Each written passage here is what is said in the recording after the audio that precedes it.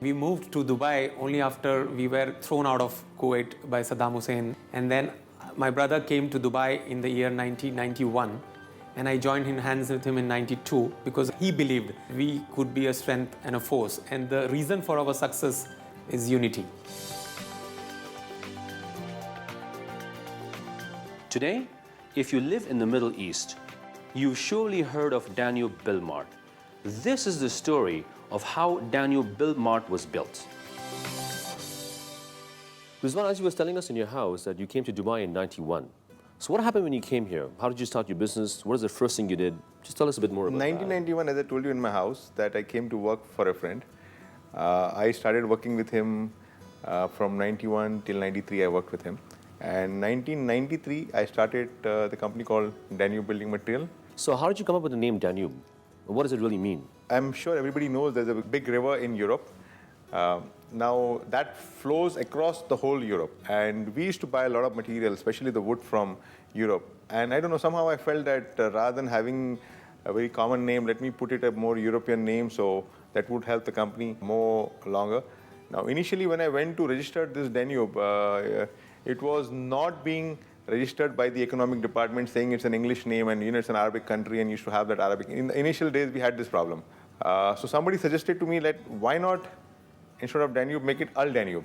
So we presented the same to the economic department, giving it Al Danube, and it was passed. So what happened next? Tell us the steps on what you did to start this whole venture of Danube when you opened the office here. You see, when I opened Al Danube, the total money which I had in my pocket was only 100,000 dirhams.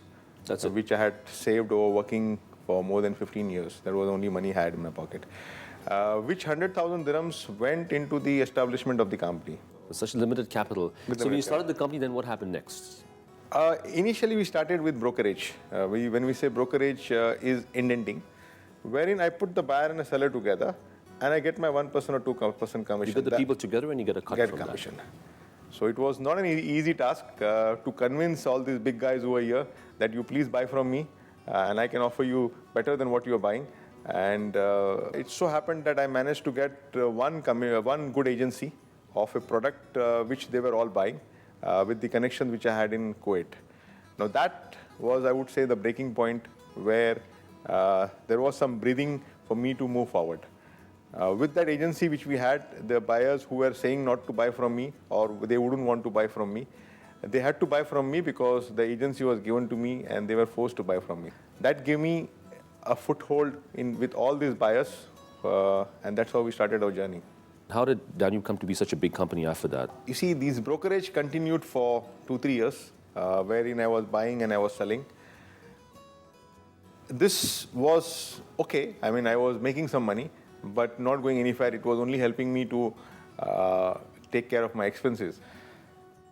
I said to myself, this is not enough. I need to move forward. And then how to move forward? I don't have the money to move forward, import the goods and sell.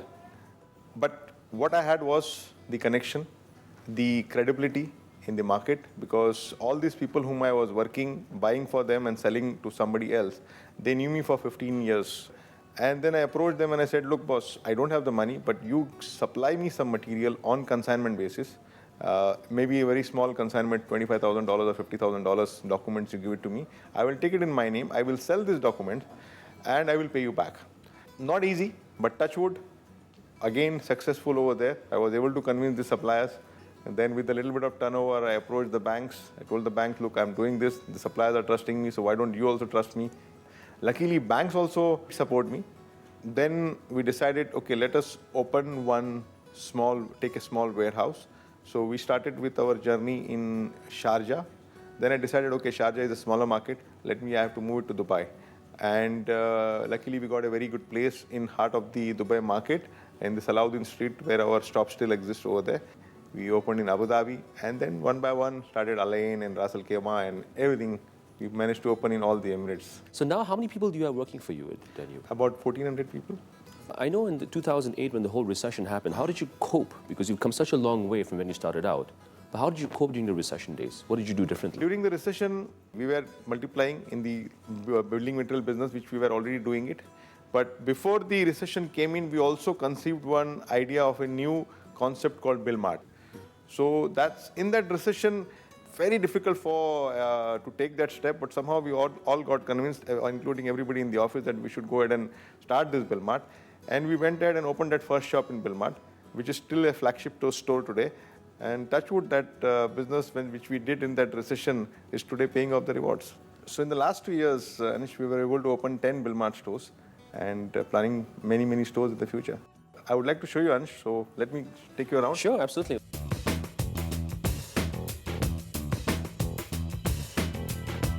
So tell me, how do you manage such a big empire? Tell me how you manage people on a daily basis. Luckily, in this company, from the beginning, we have been blessed with so wonderful staff. I mean, I have some people working with me for more than 15 years. And the best important thing in this organization is many of these people whom I have reached to a big manager or a general manager or a DGM, they have been come up from the bottom. So the company always looks for a person who has that capability, whom the company can trust. And if you find that company, immediately is given a position. Rizwan has this unique knack of identifying talent. And he also makes sure that the right people move up in the company. And he has this unique sense of business acumen. And he's a visionary leader. I must give him one credit that the day I joined in and the day we had a team of 5 people who were working in one room and where we have grown into a big empire, he's always had one notion and thing: I make my money and you make your money. And that gave us all the confidence to be with him. And I think we've all worked as a family, which has made us more stronger and formidable. If you're a workaholic, you can enjoy working with him. If you're not a workaholic, you cannot enjoy working with him. And the other thing is, he always keeps you on toes. It's very difficult to satisfy him. It's my last 5 years I've been working with him.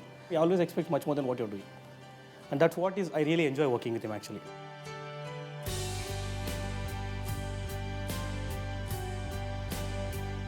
So when did you make your first million, Rizwan, and how did it feel?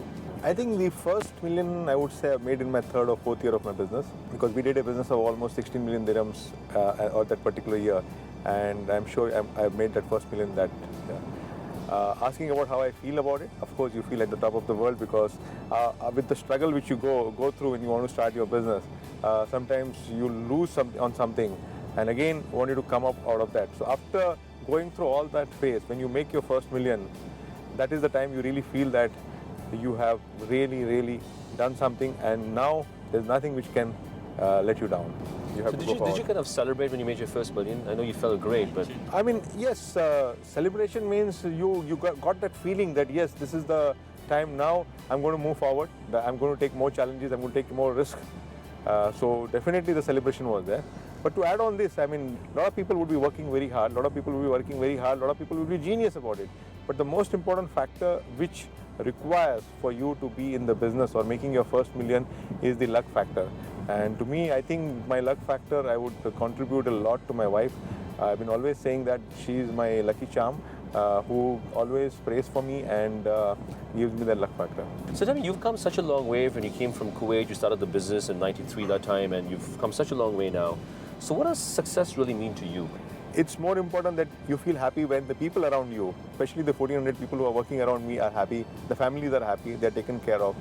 Success also means to me that we do something for the society. I would say that give back to the society of what they have given you back, and that's what I would say that success means to me.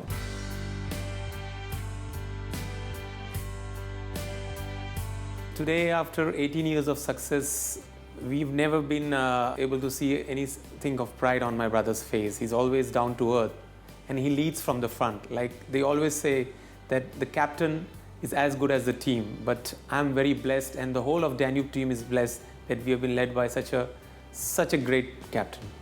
Tan is from the age of 13, we tried to inject him that, okay, this is your future, and you need to be a part of Danube. And slowly, we've started building up in his mind, and we started making work in Danube. I still remember that day I used to wear his tie, which used to reach up to my knee. But at that moment in time, I hated every single day of it. But today, when I look back to it, I think that's what helped to toughen me up.